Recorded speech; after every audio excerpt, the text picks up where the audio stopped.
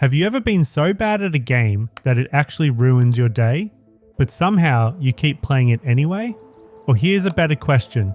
Why do we keep going back to games that constantly remind us we suck? This video is for every single person who's rage quit, reinstalled, and repeated that cycle more times than they'd like to admit.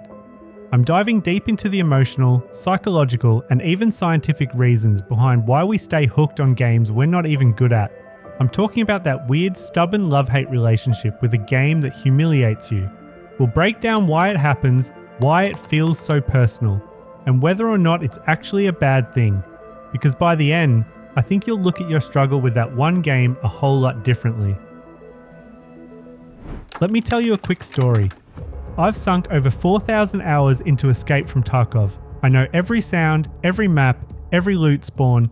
I can tell you whether that gunshot came from a M700 or a PM pistol. But then I picked up Rainbow Six Siege and got absolutely steamrolled. It was brutal. I was getting wallbanged in the first 10 seconds. I didn't understand the callouts. I couldn't read the enemy setups, and every round felt like I was just wasting everyone's time. I mean, there's dying, and then there's whatever I was doing. And yet, I kept playing. Most people would move on, delete the game, refund it if they could. But I didn't, and neither do millions of players who are stuck in the same loop with different games. So what's going on here?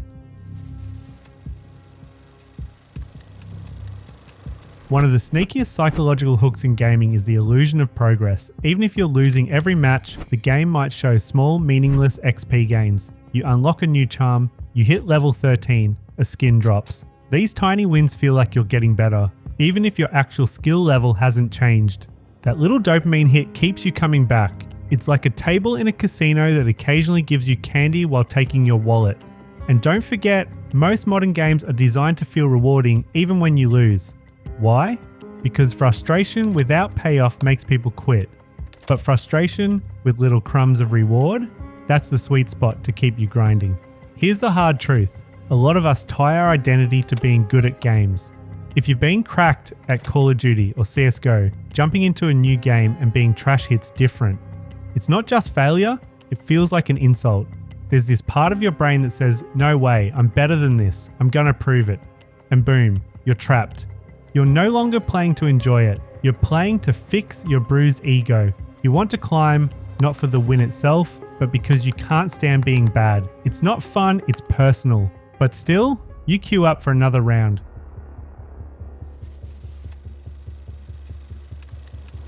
The just one more effect. This one's dangerous. You get stomped in 5 games straight, but in game 6, you almost clutch a 1 versus 3, but you lost. But you almost won. And that word, almost, is a killer. Almost tells your brain that you're close. That next time, you might actually do it. So you queue up again. Because maybe this is the game it finally clicks. Just one more. Just one more. This is the same psychological mechanic slot machines use, no joke. It's called intermittent reinforcement.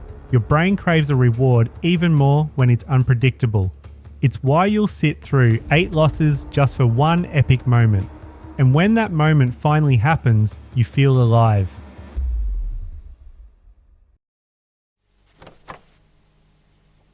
Let's not forget the social pressure. You're in a Discord server. Your friends all play Siege, they're way better than you. And you don't want to be the weak link. You keep grinding so you can keep up. You want to contribute, not drag the team down. You want to share the inside jokes, the callouts, the clips. Gaming isn't just gameplay, it's belonging. And being the bad one in the group sucks. But not playing at all sucks more.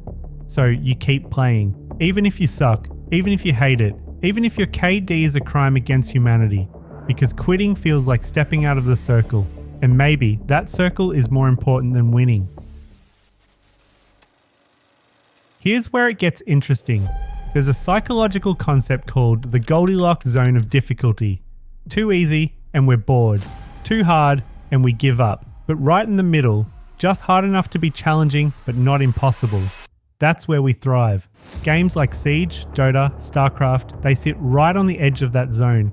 You die a lot, but you see the path to improvement. You get punished, but you also see the cracks in your own play. You feel like if you put the time in, you could get better.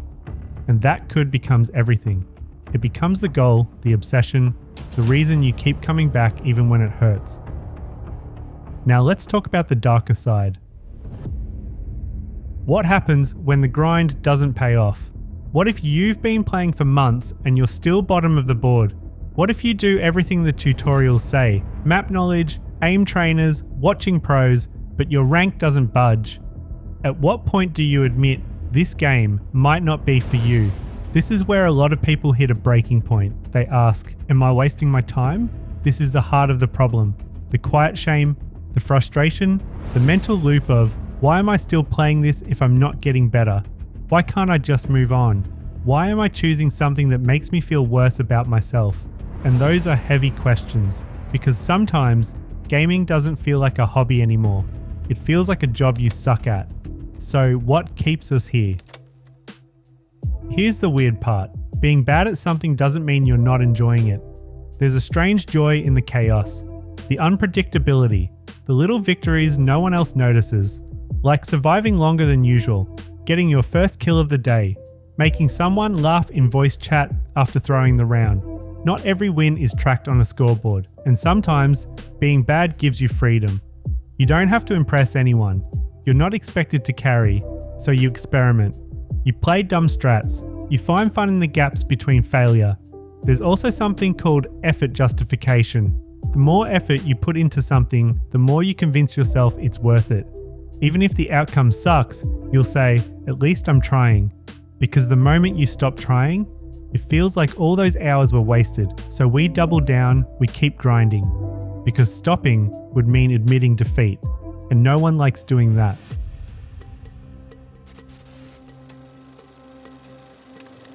So why do we keep playing games we're bad at?